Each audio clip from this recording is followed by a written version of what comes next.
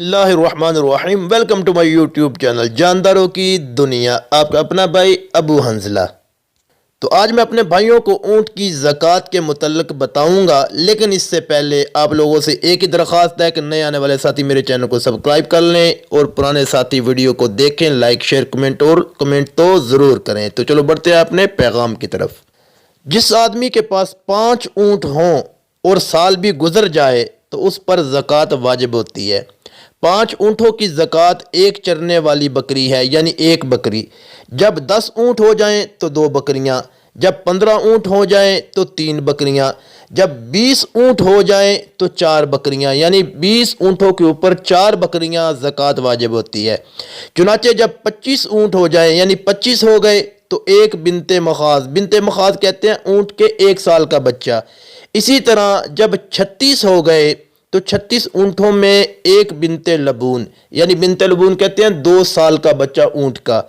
46 में जब 46 हो गए ऊँट तो उनमें एक हुक्का कहते हैं 3 साल का बच्चा ऊँट का। इसी तरह जब 61 ऊँटों में यानी 60 और एक 61 ऊँटों में एक जिज़ा यानी 5 साल का बच्चा।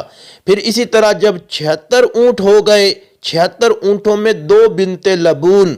इसी तरह 91 ऊँटों में 2 हिक्के, 121 ऊँटों में 3 बिनते लबून यानी 3 2 साल के बच्चे। फिर इसके बाद हर 40 ऊँटों के इजाफे पर एक बिनते लबून 2 साल का बच्चा होगा। फिर इसके बाद ज़कात इस तरह देनी होगी कि हर 40 ऊँटों के इजाफे पर एक बिनते लबून और 50 ऊँट हो जाने पर एक हुक्का वाजिब होगा।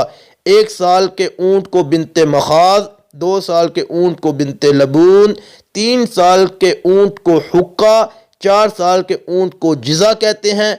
जो बकरी ऊँट की ज़कात में दी जाएगी उसकी उम्र 2 साल होनी चाहिए। तो मेरे भाइयों को कैसी लगी मेरी ये वीडियो? अगर अच्छी लगी तो लाइक करें, कमेंट करें और ज़रूर मेरे चैनल को सब्सक्राइब कर लें।